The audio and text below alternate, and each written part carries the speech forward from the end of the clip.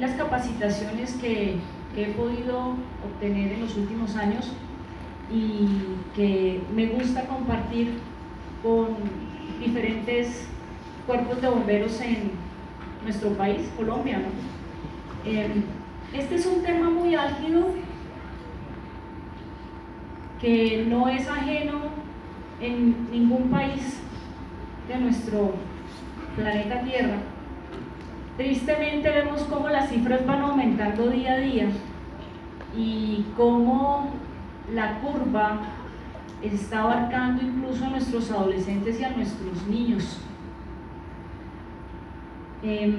La intervención psicológica en emergencias, para muchos de ustedes que son psicólogos o están estudiando psicología, es un campo de acción en donde el quehacer clínico no corresponde en un primer momento. No sé si todos han escuchado hablar acerca de la intervención psicológica en emergencias. Vamos a comenzar recordando qué es una crisis, encadenando la intervención psicológica en emergencias y la intervención en actos suicida. Entonces, la crisis es entendida como la dificultad de una persona para resolver una problemática. Al no encontrarse capacidad de resolver, se le presentan factores de frustración, tristeza, desesperanza y confusión.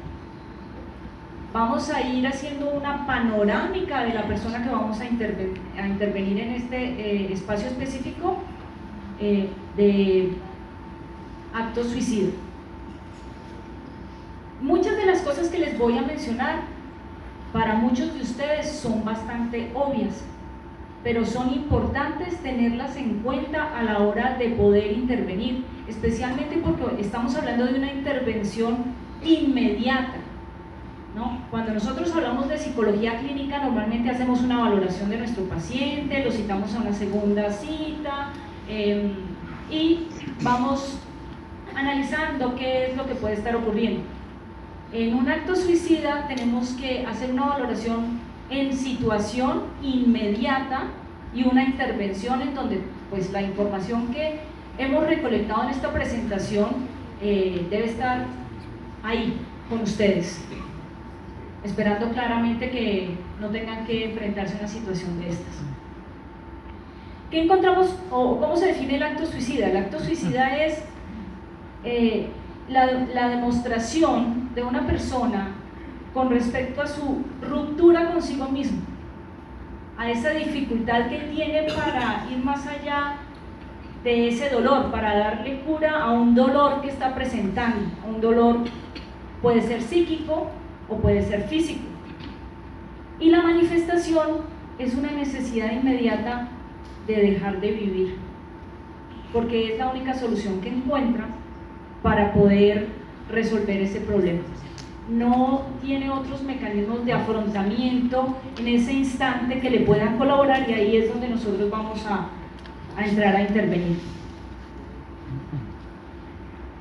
La Organización Mundial de la Salud define el acto suicida como todo aquel en el cual un individuo se causa a sí mismo una lesión con grado de intención letal y conocimiento de su verdadero móvil.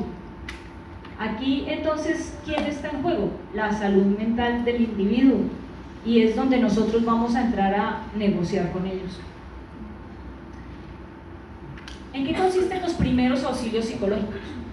Los primeros auxilios psicológicos consisten en el apoyo que nosotros le vamos a dar a las personas en una situación de crisis, en una situación de emergencia, de desastre, catástrofe, etc., teniendo en cuenta estos 6 factores.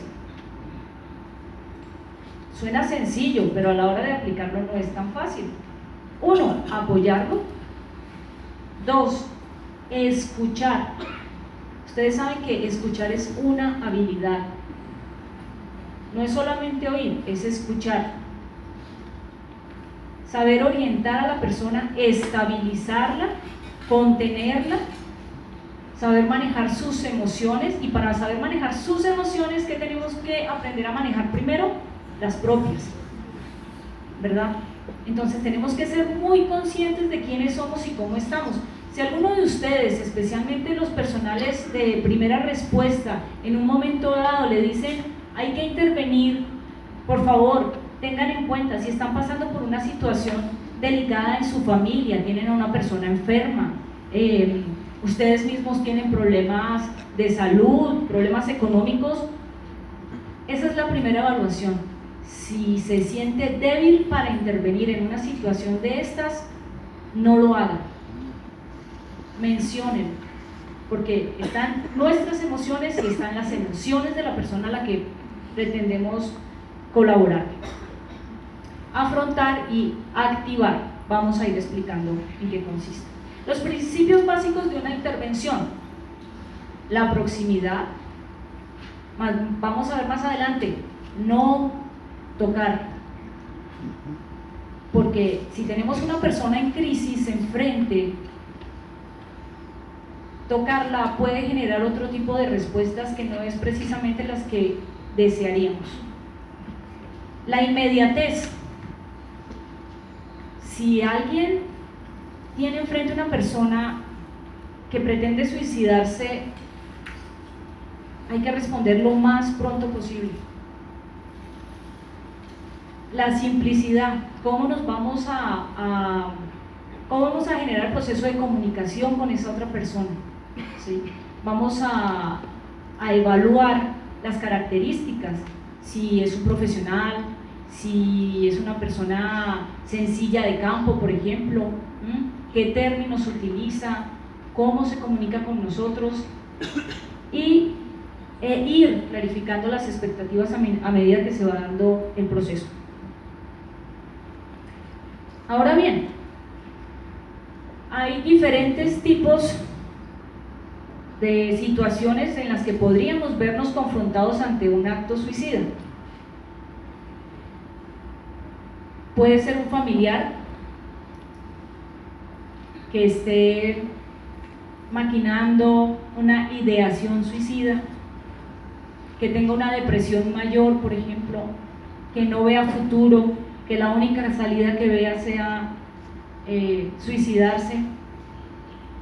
Puede ser un compañero de nosotros en la universidad, en el trabajo, en la policía, en bomberos, en la Cruz Roja. ¿Por qué? Por sobrecarga, ¿sí?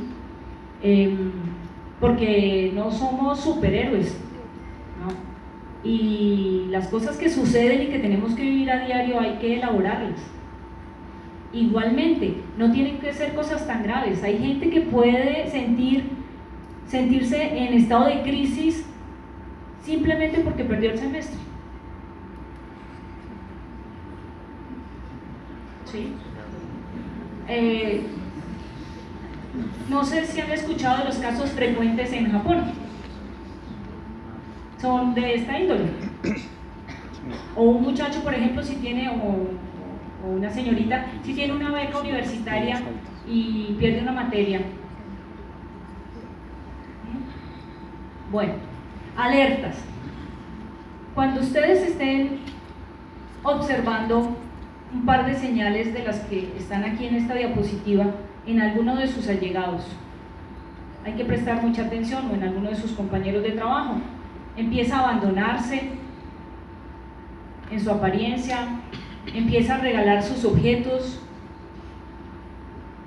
se aísla, vamos al cine, vamos a tomarnos algo, y definitivamente esta persona dice, no tengo tiempo, pero es que nunca tiene tiempo. Entonces, ojo con este factor de aislamiento. Empieza a tener trastornos de sueño y alimentación. No, es que, no sé, no tengo mucha hambre, etcétera, pero resulta que van pasando los días y no está comiendo, ¿no? O está durmiendo mal, un pariente, por ejemplo. El incremento de sustancias psicoactivas, ¿no? Entonces pensamos solo en la droga, pero resulta que aquí también compete el alcohol. Si vemos que alguien cercano a nosotros está ya mostrando alguna de estas señales y adicionalmente quiere tomarse una cervecita a las 10 de la mañana y otra a las 2 de la tarde, y cuando ya se acaba la fiesta quiere seguir bebiendo y lo hace muy continuamente, y uno ya se va dando cuenta que adicionalmente al alcohol tiene problemas económicos o problemas de pareja, problemas en el trabajo. Entonces ojo con esa alarma.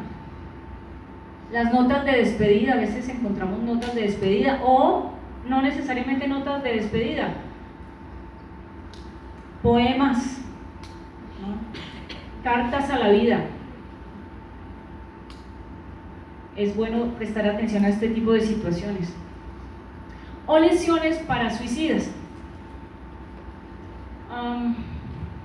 Es bueno anotar, por ejemplo, fíjense ustedes que hay gente que aparece, como decimos nosotros, aporreados. Y normalmente los golpes o las cortadas, etcétera, son en el lado opuesto a la mano predominante. Ojo con ese tipo de señales. No, fue que me caí, fue que me rayé contra el árbol, no sé, corriendo con la bicicleta, y resulta que siempre aparecen en el lado contrario a la mano dominante. Mucha atención. Mitos con respecto al suicidio. Quien dice no lo hace. No necesariamente. La gente hace llamados de atención. ¿Es solo para llamar la atención? No necesariamente. La gente suele comunicar. ¿Es un acto impulsivo? A veces sí, pero a veces las personas también construyen toda su ideación suicida y la van desarrollando, la van puliendo. Entonces no es tan impulsiva. ¿Se quieren morir? No. Normalmente quieren resolver un problema. Y normalmente tienen una ambivalencia entre la vida y la muerte. Y ahí es donde nosotros vamos a entrar a intervenir. Si sobrevive ya no es un problema. Este es uno de los típicos. Logramos apartarlo de la ventana, logramos convencerlo de no hacerlo, y bueno, ya aquí acabó todo, gracias a Dios, estamos todos felices. Y resulta que cuando se lo llevan de pronto para hacer el proceso de ingreso psiquiátrico, le dicen que no hay cupo, o le dan una cita psiquiátrica o psicológica para dentro de 3 meses. No saltó hoy, pero necesariamente. La ideación suicida es hereditaria. No existen estudios que soporten esto. No necesariamente tiene factores orgánicos anexos, directos. Una persona que quiere suicidarse tiene un trastorno mental. Una persona puede tener un problema económico grave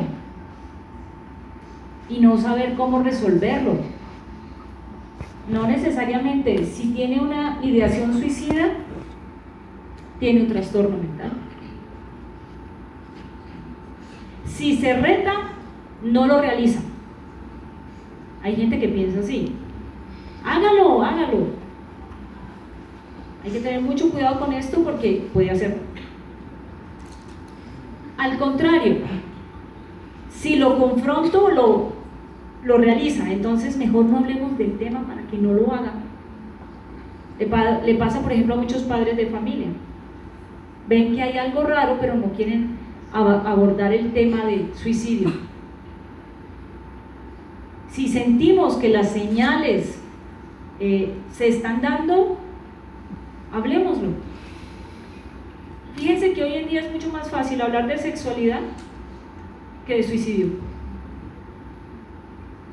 O sea, vamos rompiendo mitos, pero el suicidio nos está cogiendo ventaja. ¿Son personas peligrosas? No necesariamente. Mucha gente quiere acabar con su vida, no necesariamente con la de los demás.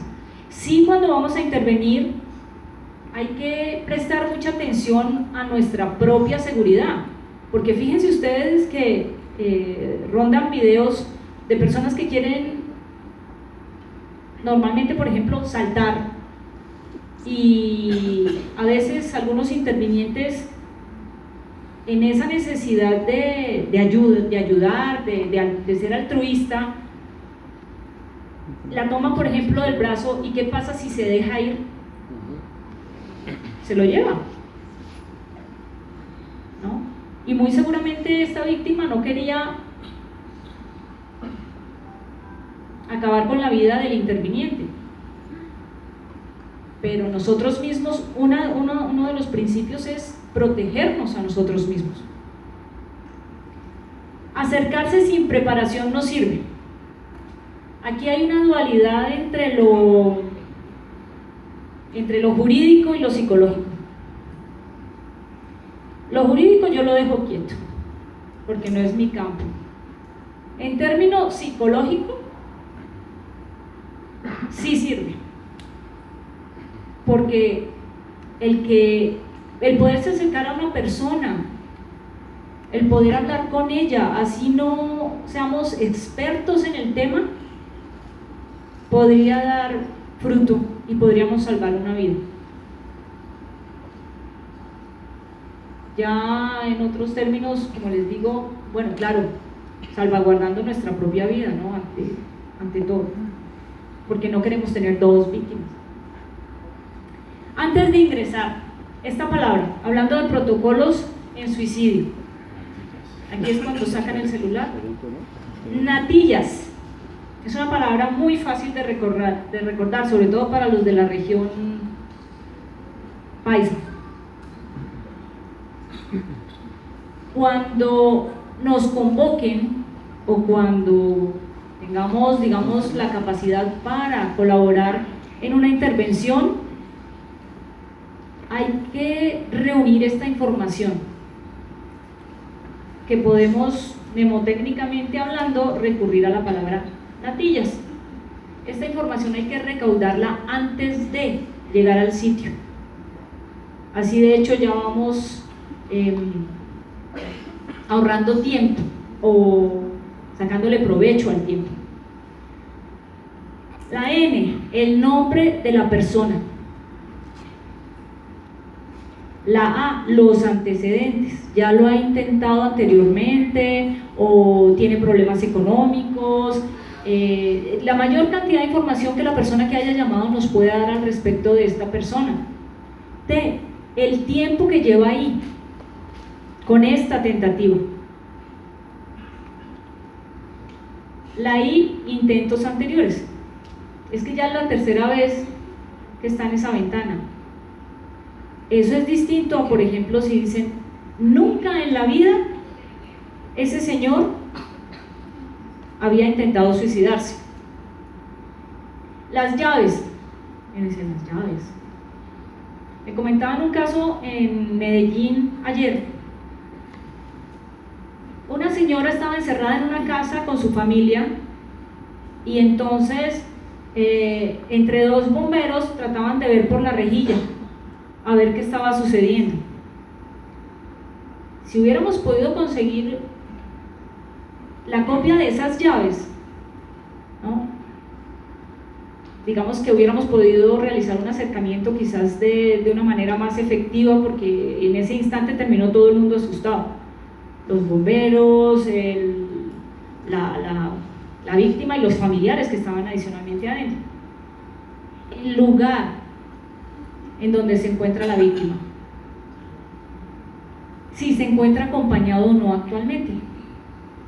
El caso, por ejemplo, que les menciono de Medellín, la señora estaba con, tengo entendido, 2, 3 hijos, y incluso una de sus hijas tenía un bebé en brazos.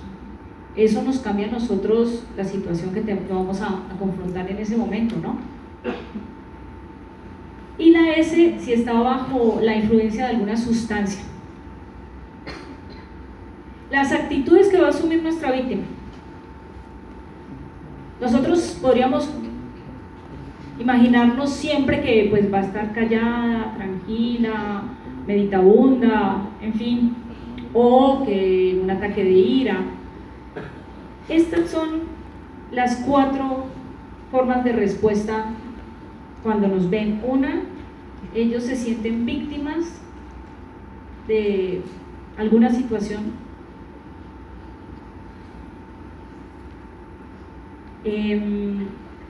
Sadismo, cuando ellos, por ejemplo, y puede ocurrir, y hay que, vuelvo y menciono, hacer un reconocimiento de nosotros mismos. Pueden decirnos: es que usted no sirve, yo a usted no lo quiero aquí, tráiganme a otra persona, por ejemplo. O si de usted dependiera, yo me lanzo ya. Entonces hay que saber manejar también esa situación. La culpabilización, ellos se sienten culpables por algún hecho. Le falleció un familiar, por ejemplo. Es que fue culpa mía, yo no estuve ahí. Si yo hubiera hecho esto y esto y esto, él estaría vivo. Por eso me quiero suicidar. Se sienten culpables de algún hecho. Y una reacción en cortocircuito es una dualidad entre cualquiera de estas. El protocolo de intervención que se utiliza actualmente en España es este. El modelo AFPA: acoger, focalizar con una cámara fotográfica, valorar y actuar.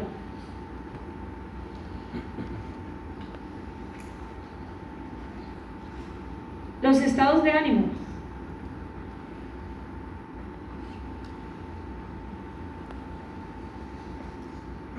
El estado de ánimo de la persona, me disculpa que me quedé pensando, pero es que hay dos presentaciones. El estado de ánimo, uno es un impulso, la ambivalencia y la rigidez. Esos son los tres estados de ánimo que van a presentar durante nuestra intervención. La idea es, especialmente en ambivalencia, poder entrar a trabajar con ellos la dualidad entre la vida y la muerte, el generar opciones, el generar estrategias. Ahora, estrategias generales de comunicación. Primero, con los organismos de socorro, no sirenas, bajarle el volumen a la radio en lo posible, o sea que no haya interferencias sonoras. Algo tan sencillo como la luz del casco.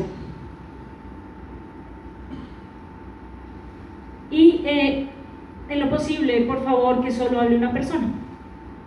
Otro caso: déjennos hablar con usted.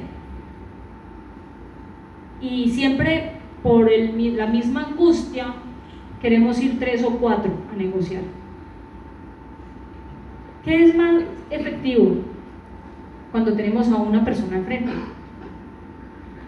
¿La negociación 1 a 1 o 3 a 1? En esta situación es preferible 1 a 1, porque si no todos empiezan a decir qué es lo que opinan y cómo deberíamos intervenir. O sea, es aconsejable que sea una persona la que hable. Hay otras que pueden estar, porque de todas maneras hay una intervención técnica, ¿no?, que pueden estar alrededor, etcétera, ya si es una persona que va a saltar de altura, pero que intervenga solo una. Porque también vemos videos en donde varias personas, todo el mundo le grita: no se tire, usted tiene familia, no sé qué, En lo posible que sea una sola persona la que se comunique con la víctima. Hacer uso de la comunicación no verbal, el tono, el volumen, nuestra forma de acercarnos a la persona para no agitarla más, para que sienta que estamos buscando un acercamiento cálido, digámoslo así. Todos los factores no verbales, el mirar a los ojos, el estar a la altura de la persona. Fíjense ustedes que una cosa tan sencilla como a veces acercarse más baja que la altura de la persona, y si, ¿qué sucede o qué sensación les da a ustedes si la persona va a saltar y nosotros nos le acercamos bajitos? Seguimos con la sensación de profundidad, ¿no? Entonces, estar en lo posible a la altura de la persona cuando hablemos con ella. Presentarse. Este es un aspecto básico de los primeros auxilios psicológicos. Fíjense ustedes que, ok, ya vamos bien si le preguntamos cómo se llama ella, la víctima, no hablo de las mujeres. Pero, ¿cuántos de ustedes se presentan ustedes con nombre propio? Y pienso que para esta persona es importante saber que tiene enfrente a Carlos o a Margarita o a Adriana, ¿no? Que es de bomberos, que es psicóloga o que es médico o que es un compañero de la universidad que iba pasando y lo vio. Porque cuando sabemos cómo se llama la persona que tenemos enfrente, eso nos ayuda. Manifestar cercanía a la víctima, como ya les mencionaba, física y psicológicamente. Mencionarle, por ejemplo, me gustaría hablar con usted. No entrar con preguntas, ¿por qué se va a tirar? ¿Sí? Los que son psicólogos aquí saben que normalmente cuando a uno le llega un paciente a consulta, pues uno empieza con, ay, el trancón en Bogotá, qué aguacero tan terrible, ¿cierto? ¿No? Esa es una técnica que se llama romper el hielo. Aquí es igual. Y tómense todo el tiempo del mundo posible, porque mientras más tiempo podamos utilizar, más rápido se fatiga la persona. Y eso nos ayuda, porque ¿qué pasa cuando nosotros nos fatigamos y estamos estudiando, por ejemplo? Incluso cuando nos fatigamos y estamos en el celular, ¿qué hacemos? Lo apagamos, ¿verdad? Porque perdemos la concentración. Entonces, comencemos, por ejemplo, con decirle, ¿necesita usted abrigo? He escuchado, según mis natillas, que lleva ahí 1 hora y está haciendo frío. ¿Quiere una silla? ¿Necesita agua? ¿Qué quiere? Y estamos ingresando, estamos entrando, estamos hablando con él o con la víctima, estamos rompiendo el hielo de una manera cálida, sin comenzar abruptamente con los ¿por qué? Decirle, me gustaría hablar con usted. Si le dice sí, gracias. Todos cuando a nosotros nos dan las gracias, hoy en día que nadie da las gracias por nada, ¿no? Si uno dice gracias, ya ahí primer llamado de atención. Usar el mismo código de comunicación de la víctima, como se los mencionaba. ¿Quién tenemos enfrente? ¿Sí? ¿Cuál es su vocabulario? ¿Cómo podemos hablar con ella de la misma manera? El respeto que merece la otra persona.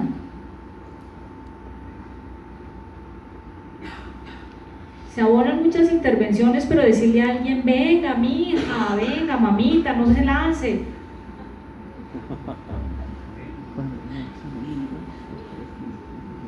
A menos que ella le haya dicho papito. Ahí ya iríamos como dentro del mismo nivel de comunicación. ¿Okay?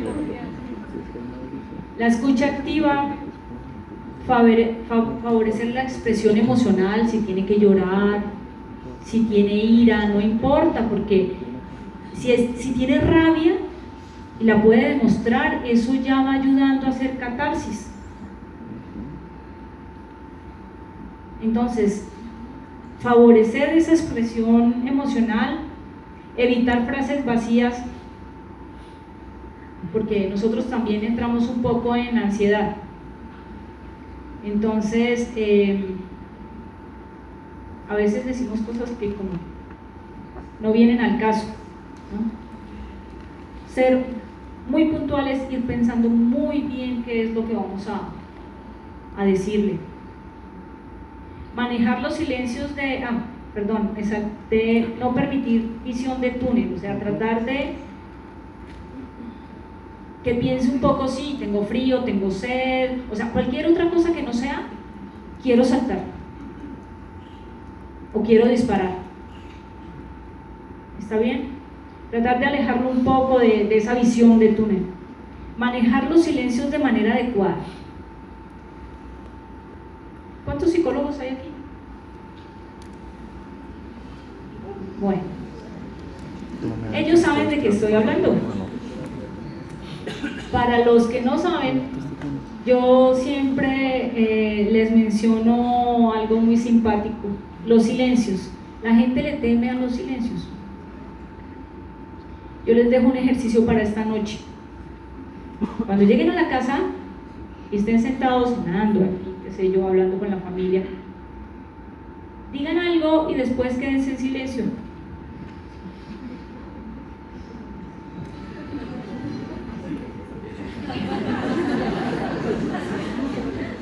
A ver qué ocurre. Tengan la seguridad que la primera persona que va a intervenir es la más nerviosa de su casa.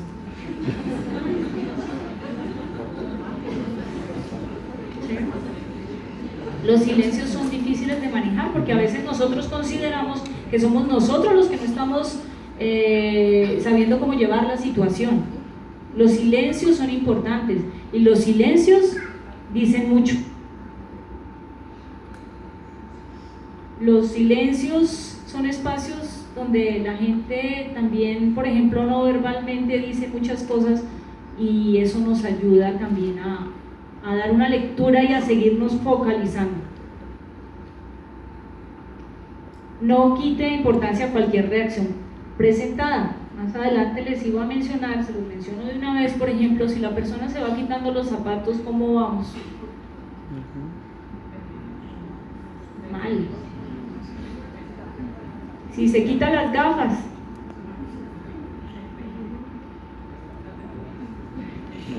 más bien apresuramos un poco el proceso, ¿sí? Si la persona, por ejemplo, está de pie, estaba mirando hacia el vacío y de un momento a otro quizás se gira un poco hacia nosotros, eso es una buena señal. Porque si